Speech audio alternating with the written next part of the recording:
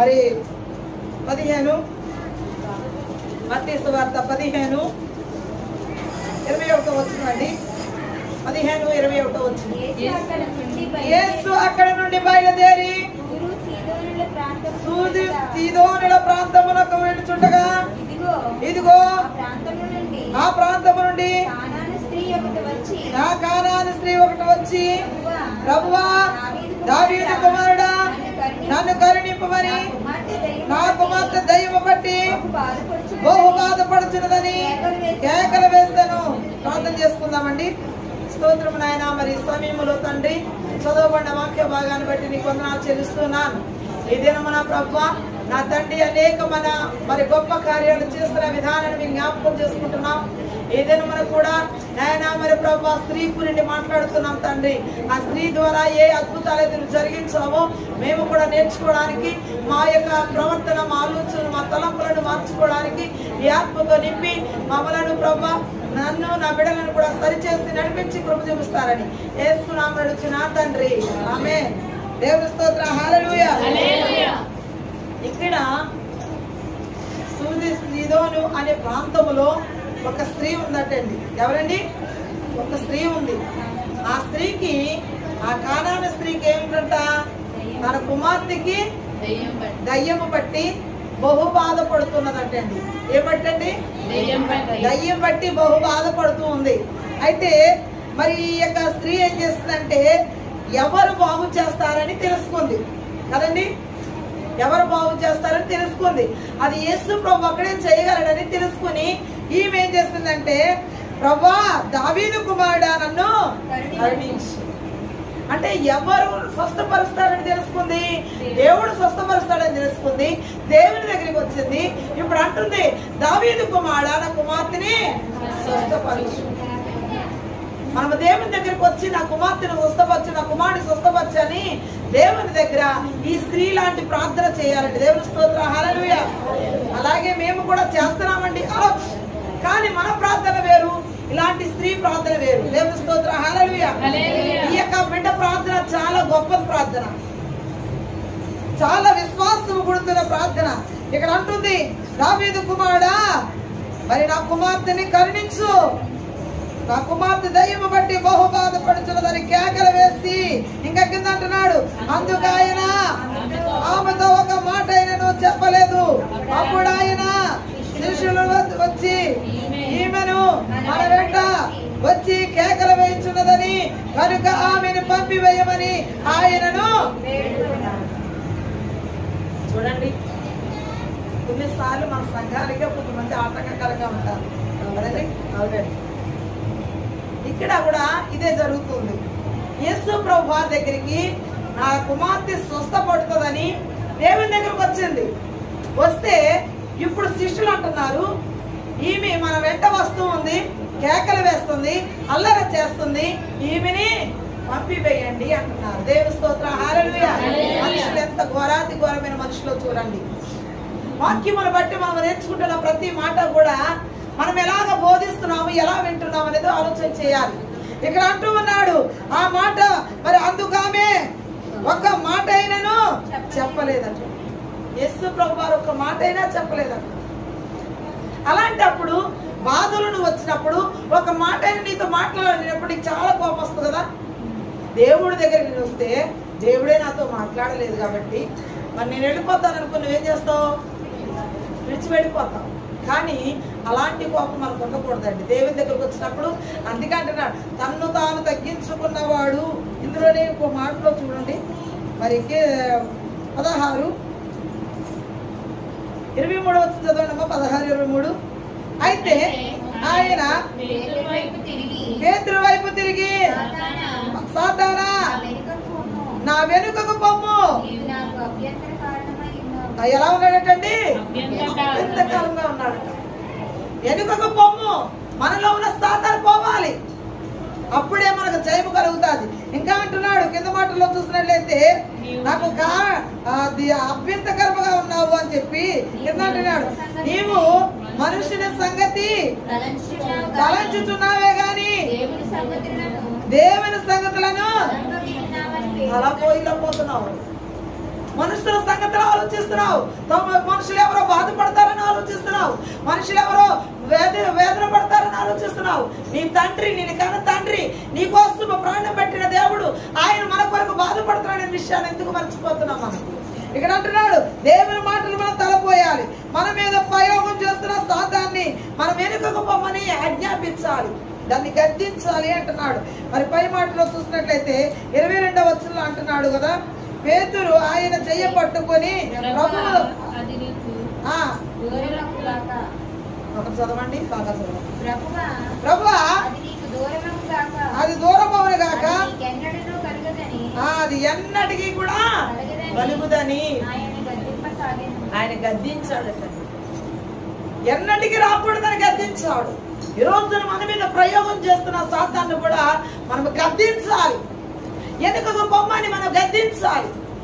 అలాంటప్పుడే మన దగ్గర నుంచి పోతుంది, కానీ లేకపోతే పోదండి. సాతాను చాలా భయంకరమైనది. మరి యొక్క వాక్య భాగంలో చూసినట్లయితే ఈ యొక్క వాక్యములో చక్కని మాటల చేత మాట్లాడుతూ ఉన్నాడు. నన్ను కరుణించు అని అడుగుతుంది. ఒక మాట అయినా చెప్పకపోతే ఆమె వెనుకకు తిరిగి వచ్చి ఆమె ఏం చేస్తుందంటే, శిష్యులు కూడా ఏం చేస్తున్నారంటండి, ఆమెని అభ్యంతరపరుస్తున్నారు. మా వెంట వచ్చేస్తుంది ఈమె నాపు చేస్తాయండి, ఈమె మన వెంట రాకుండా చేయండి అని చెప్పి వారు కూడా అభ్యంతరపరుస్తూ ఉన్నారు.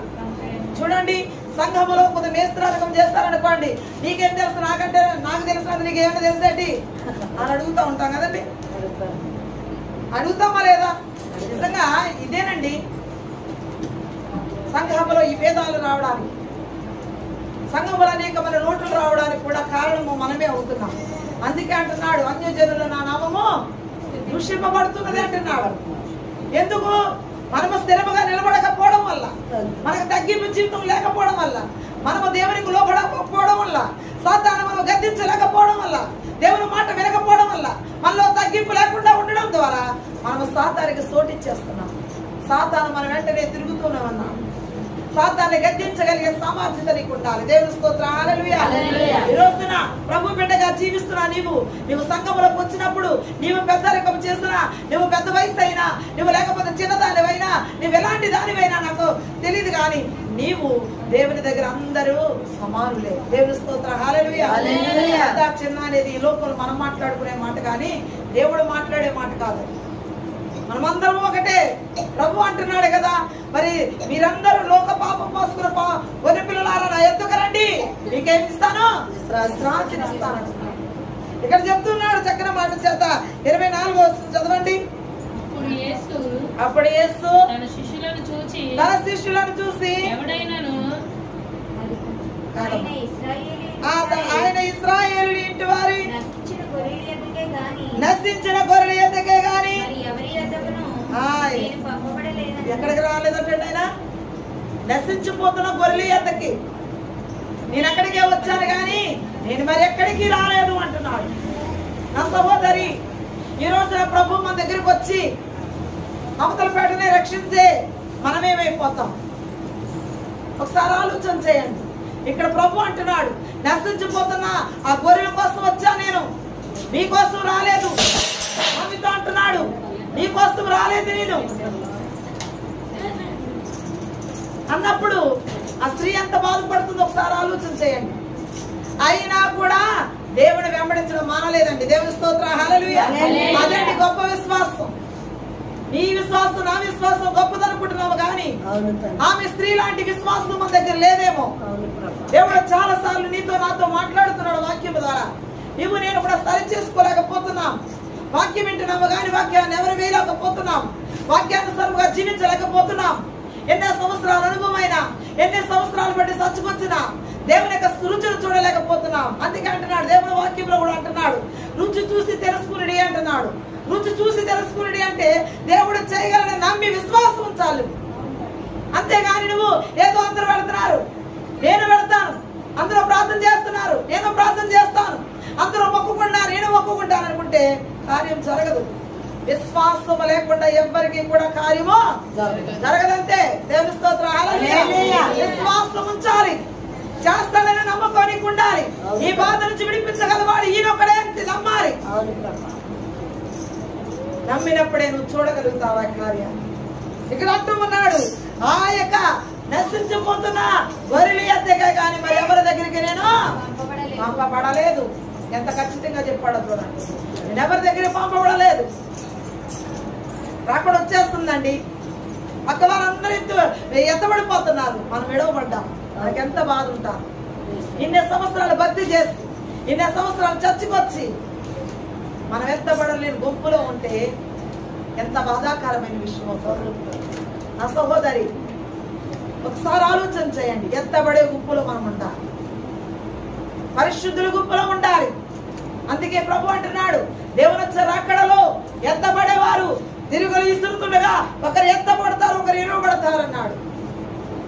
పొలంలో పని చేస్తుండగా ఒకరు ఎత్తబడతారు, ఒకరు విడవబడతారు. ఎన్నో మాటల చేత దేవుడు మాట్లాడుతున్నాడు. అందరం వెళ్ళిపోతామనేది అసాధ్యం. ఎంతమంది అయితే ఆయన మీద విశ్వాసం ఉంచారో వారు మాత్రమే పరలోక రాజ్యానికి వారసులు. దేవుని స్తోత్రం, హల్లెలూయా. చాలా మాటలు వింటున్నాము. ఈ రోజున ఈ స్త్రీ లాంటి విశ్వాసమును సంపాదించుకోవాలి. ఈ స్త్రీ లాంటి భక్తులు నేర్చుకుంటే నీవు కూడా ఓర్పు కలిగి ఉంటావు. దేవుని సందులు ఇచ్చే వరకు ఎదురు చూస్తావు. ఎవరేమనుకున్నా నా యేసుతో ప్రయాణం నేను ఆగను, కొనసాగుతాను అనుకుంటావు. దేవుని స్తోత్రం, హల్లెలూయా. కొనసాగే ప్రయాణంలో ఉండాలి కానీ మధ్యలో ఆగిపోయే ప్రయాణంలో ఉండకూడదు. ఈ రోజున పలానా ట్రైన్ ఎక్కాము, మనం గమ్యాన్ని చేరుస్తుందని ఎక్కుతాం. అది గమ్యాన్ని చేర్చకపోతే, ఆ ట్రైన్ తిరగబడిపోతే మనం వెళ్ళవలసిన స్థానానికి వెళ్ళలేము. ఈ రోజున అలాంటి బండులు ఎక్కుతున్నారు, అలాంటి బస్సులు ఎక్కుతున్నారు, అలాంటి ఆటోలు ఎక్కుతున్నారు, చివరికి చేరలేకపోతున్నారు. నా సహోదరు, ఎన్నో ప్రమాదాలు మా చేతులారనే కొని తెచ్చుకుంటూ ఉన్నారు. అందుకే అంటున్నాడు దేవుని వాక్యములు అంటున్నాడు సామెతల గ్రంథంలో, నీతిమంతుడు 7 మార్లు పడ్డ తిరిగి లేస్తాడు. హల్లెలూయా. భక్తి హీనుడు పడితే లేవడటండి. ఎలా ఉన్నావు? భక్తి హీనుడుగా ఉన్నావా? పరిశుద్ధ గుంపులో ఉంటున్నావా? ఒకసారి ఆలోచన చేయండి. దేవుని వచ్చే రాకడలో మేకలను గొర్రెలను వేరుపరిచేస్తానంటున్నాడు. మేకలు మేకలే, గొర్రెలు గొర్రెలే.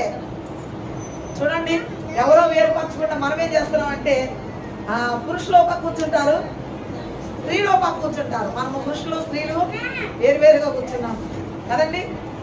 మరి దేక వాక్య భాగంలో ఏం చేసి చెప్తున్నాడు? మేకలను గొర్రెలను ఏర్పరిచేస్తాం. ఆ సమయం ఒకటి రాకపోతుంది, అది త్వరలో వస్తుంది. నువ్వు సిద్ధముగా ఉండాలి. దేవుని స్తోత్రం, హల్లెలూయా. ఈ రోజు ఈ మందిరంలో ఉంటుండగా దేవుని రాకడ వస్తే ఎత్తబడే లిస్టులో ఉండమండి.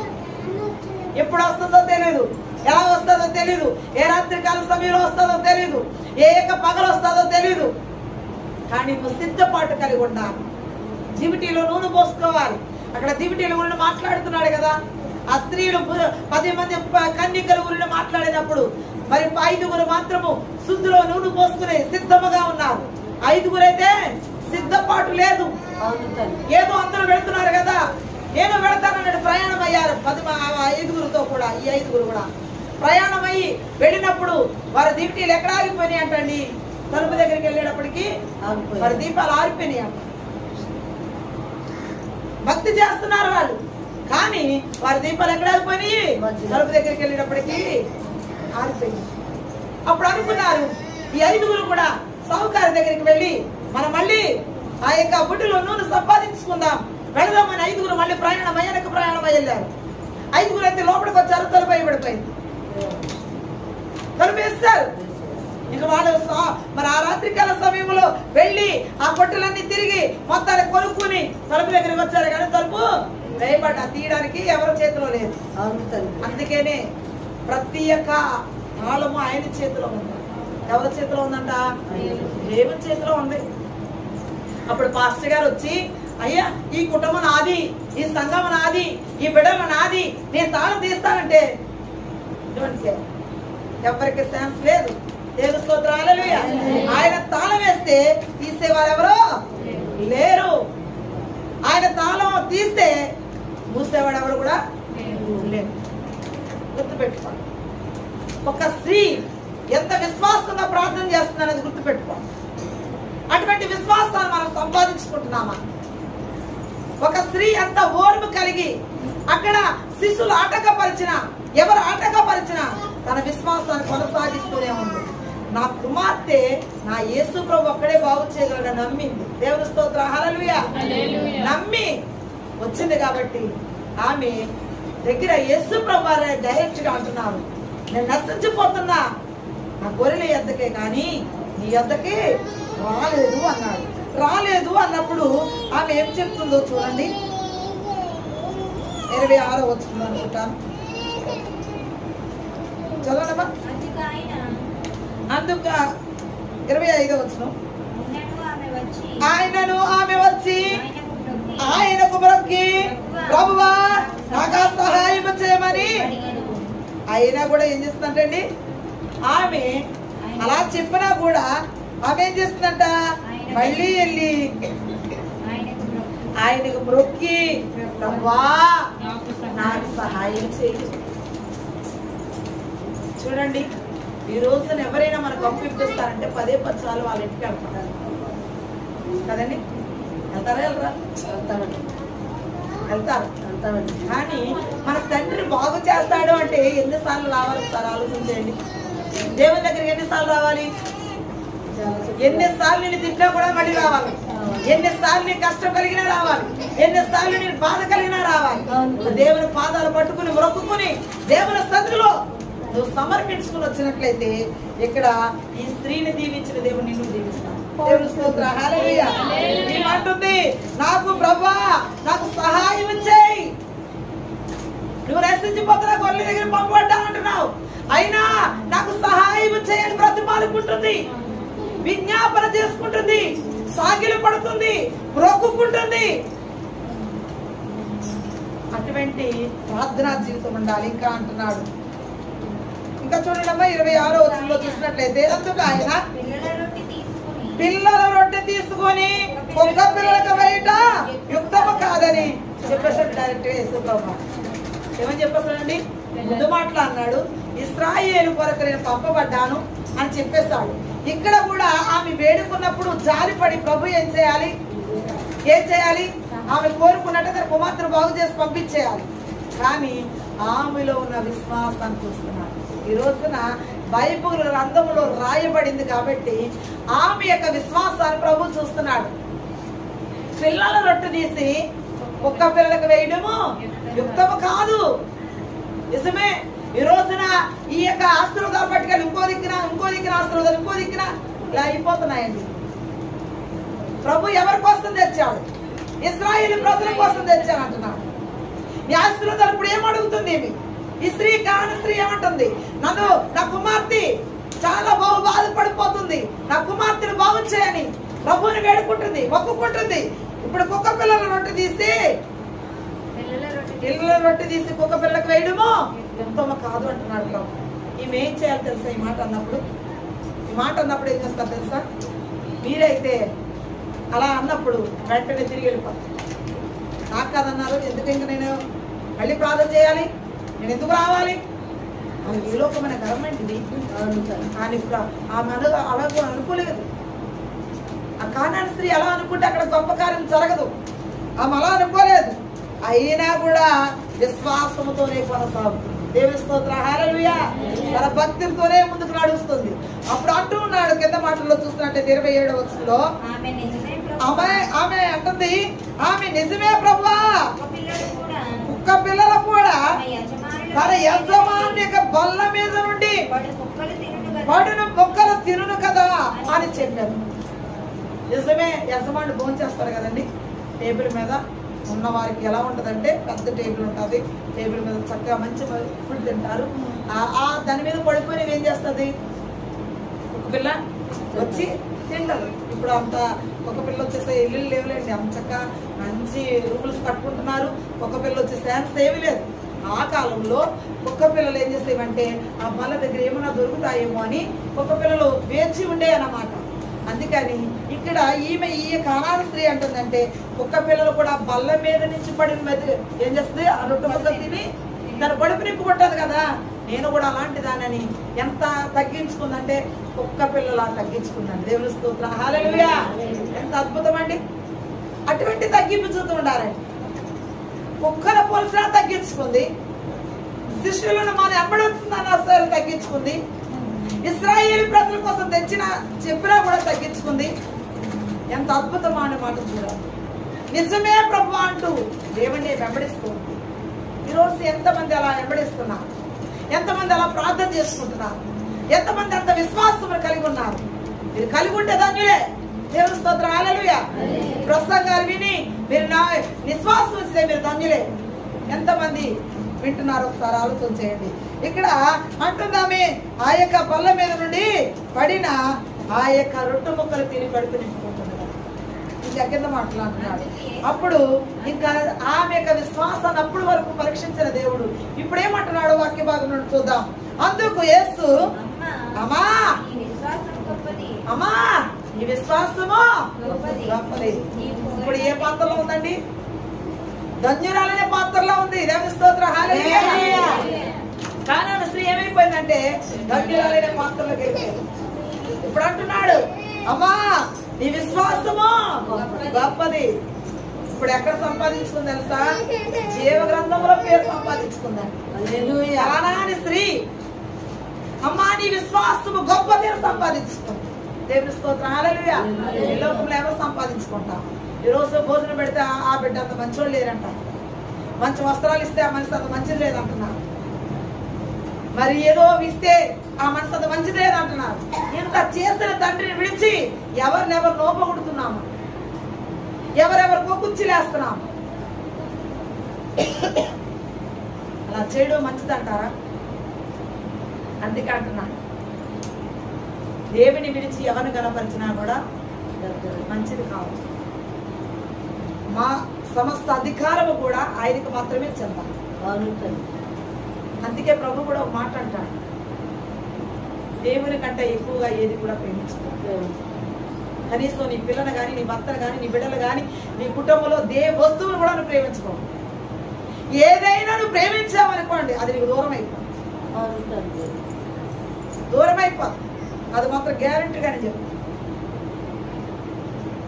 అది వస్తువు అయి ఉండొచ్చు, ఎక్కడ దారిలో పాడేస్తాం. డబ్బు అయి ఉండొచ్చు, ఎక్కడికి పడేస్తాం. ఏదైనా కూడా దేవుని కంటే ఎక్కువగా దేనిని ప్రేమించుకోవాలి.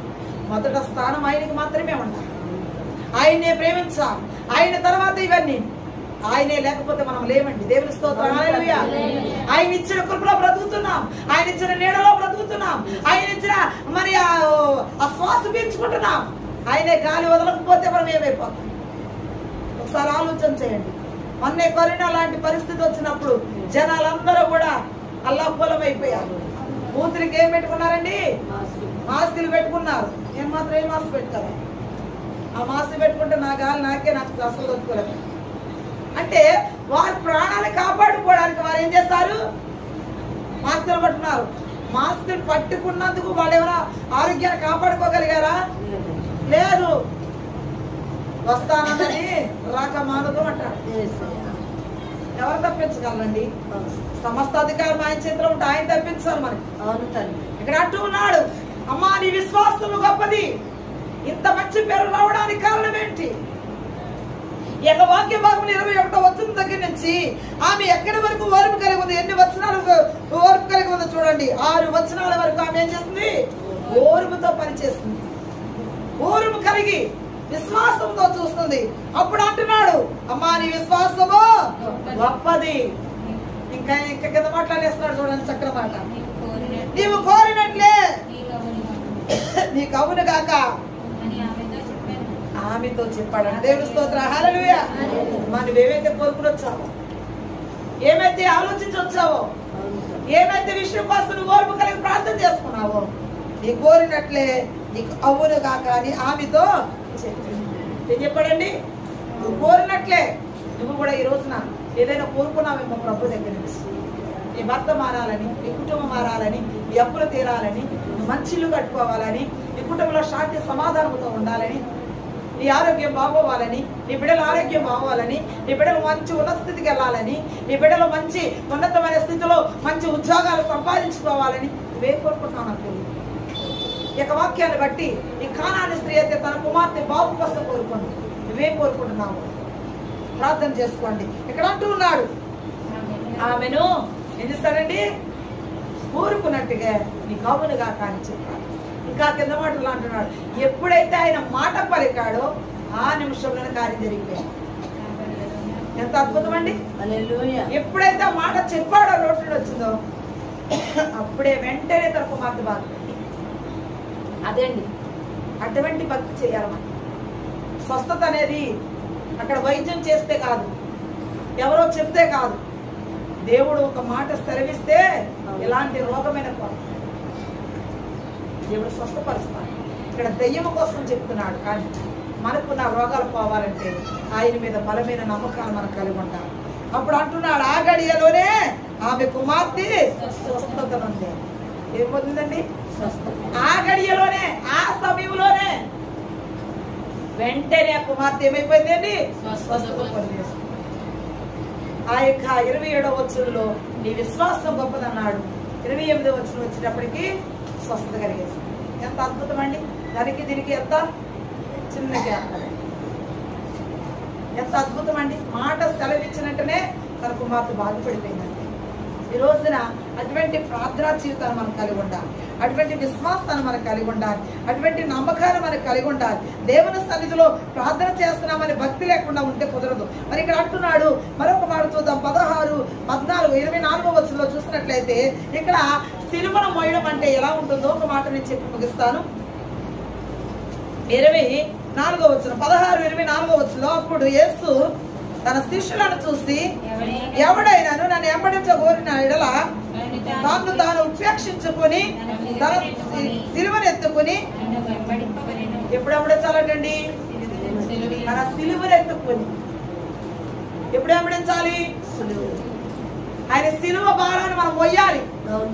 యేసు ప్రభువారు బండ లాంటి సిలువను లేకపోతే మాను ఆయన భుజాల మీద పెట్టారు. ఈ రోజున చాలా సింపుల్ గా ఇలాంటి రిబ్రగద్దలతో కొట్టేస్తే అది పొట్టేసుకుంటున్నాం, ఇలాగా ఒక చేతితోని ఒక వేతో లేక తీసేయచ్చు.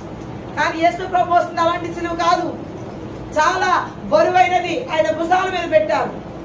పెట్టినప్పుడు ఆయన ఏం చేశాడు? మోసాడు. ఈ రోజున కూడా దేవుని బిడ్డలైన మీరందరూ కూడా ఇక్కడ అంటున్నాడు, అప్పుడు యేసు తన శిష్యులను చూసి, ఎవడైనా నన్ను వెంబడించగోరిన ఎడల వాడు ఎలా ఉండాలంటండి? తగ్గించుకుని ఉపేక్షించుకోవాలి. అంటే వారికి వారిగా సమర్పించుకోవాలి. నేను మోయగలను, నిలబడతాను, నేను ఆ యొక్క దేవుని మీద భారం వేస్తాను కాబట్టి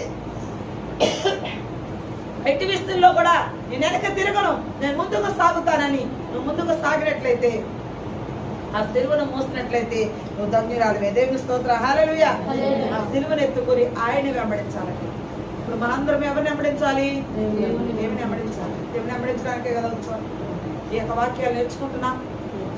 ఈ వాక్యములో ఉన్న మాధుర్యం ఏదైనా మిమ్మల్ని పట్టుకుంటే, ఆయన సిలువలో మోయడానికి మీరు ఇష్టపడితే తప్పగా మీరు ప్రార్థన చేయండి. కానాని స్త్రీ వలె ప్రార్థన చేయండి. దేవుడు మా అందరి కుటుంబాలు దేవుడు దీవించాలని ప్రార్థన చేయండి. దేవుడి పరిశుద్ధ వాక్యాన్ని దేవుడు దీవించి ఆశీర్వదించిన గాక. ప్రార్థన చేసుకుందామండి.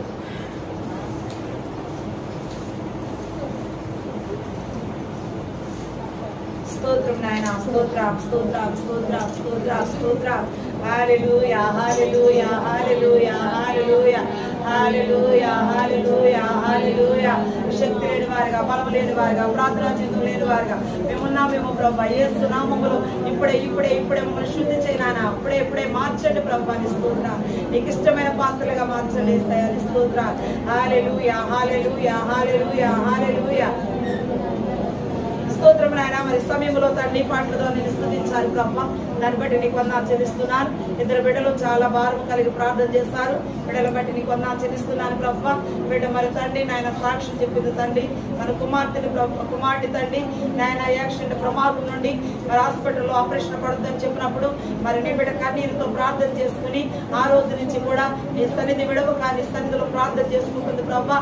ప్రతి ఆదివారం, ప్రతి శుక్రవారం, ప్రతి రోజు ప్రార్థనలు కూడా మార్పులు పొందుతుంది ప్రభా. ఈ రోజు తండ్రి ఆ బిడ్డ చేస్తున్న పార్టీని కూడా మీరు దీవించి ఆశీర్వదించండి. తన కుమారుడు కూడా చెప్పిన సాక్ష్యములు కూడా మీరు దీవించి ఆ కుమారుని ఇలా నడిపిస్తున్నామంటే నీ కృపే తండ్రి. చాలా బెడ్ రెస్ట్ లో ఉన్నప్పుడు ఆ బిడ్డని కాపాడవు తండ్రి. ఏ యొక్క బలహీనత లేకుండా చాలా మేమెంతో కంగారు పడ్డాం ప్రభా. బిడ్డడు ఏమవుతున్నాడని తండ్రి, ఏమి కాకుండా క్షేమంగా కాపాడి ఈ రోజు మళ్ళీ ఎగ్జామ్స్ రాస్తున్నాడని తండ్రి. దాంట్లో మంచి విజయం, మంచి పాస్ మార్క్ వచ్చిన సహాయం ఇచ్చాను ప్రభా. బిడ్డను మీరు దీవించు ఆశీర్వదించండి ప్రభా. అలాగే తండ్రి ఈ రోజు చెప్పబడిన వాక్య భాగాన్ని బట్టి బిడ్డలందరూ నేర్చుకుని తండ్రి వాక్యానుసారమైన జీవితాన్ని వారికి అందరికీ దయచేయండి. రాలేని బిడ్డలతో మాట్లాడి మరో అవకాశం వారికి దయచేయండి ప్రభా. విన్న వాక్యం ఏదైనా మధ్యలో మా వాక్యాన్ని పాటించినట్లయితే వారి ముందుకు రావడానికి, వారి విశ్వాస జీవితాన్ని పెంచుకోవడానికి సహాయం దయచేయమని ప్రార్థిస్తున్నాను. ఇప్పుడు నా బిడ్డలు నేను పేరు పెట్టి ప్రార్థించలేకపోయినా ప్రతి బిడ్డ కొరకు ప్రార్థిస్తున్నాను. పేరు పెట్టి చెప్పిన దీవించి ఆశీర్వదించండి. మంచి ఆరోగ్యం దయచేయండి. నా గొంతుకును కూడా ముట్టు ప్రభా. చాలా బలహీన కలిగిస్తుంది ప్రభా. యేసు నామములో సంపూర్ణమైన ఆరోగ్యం ప్రసాదించమని ప్రార్థన చేస్తున్నాను. నవి కొరకు ప్రార్థిస్తున్నాను తండ్రి. తన కుమార్తె రేపటి దినాన్ని బర్త్డే కార్యక్రమం ప్రభా. రేపు 6 గంటల నుంచి ప్రభా 9 గంటల వరకు జరిగే ప్రార్థన కూడికలో తండ్రి మీరుండి నడిపించమని ప్రార్థన చేస్తున్నాను ప్రభా. నేను తెలుసుకున్న బంధువులు, స్నేహితులు ప్రతి ఒక్కరిని కూడా మీరు తీసుకురమ్మని అడుగుతున్నాను ప్రభా. ఆ బిడ్డ ఖర్చు పెట్టి వాటికంటే అతిమికలు దయచండి. తన తల్లిదండ్రులు కానీ గుండి ప్రభా తన యొక్క కుమార్తె యొక్క బర్త్డే ఘనంగా చేసుకోవడానికి తన 2 కుమారులను, తన భర్తలు, కుటుంబాన్ని, సమస్తాన్ని దీవించి తన తోపట్టును కూడా దీవించి ఆశీర్వదించమని, ఆ బిడ్డని దీవించడానికి పెడుతున్న ప్రతి ఒక్కరి చేతులను కూడా మీరు ఆశీర్వదించి దీవించమని, ఇంకా ఏటి కొరకు ఈ విషయం కొరకు ప్రార్థన చేయమని కొంత జ్ఞాపకం చేసుకున్నాను. యేసు పరిశుద్ధ నామమున అడుగుచున్నాను తండ్రి. ఆమేన్. యేసు రక్తమే జయం, శిలువ రక్తమే జయం. సంపూర్ణ విజయం. అపవాదికి ఎంత నాశనం పడగా. ఆమేన్.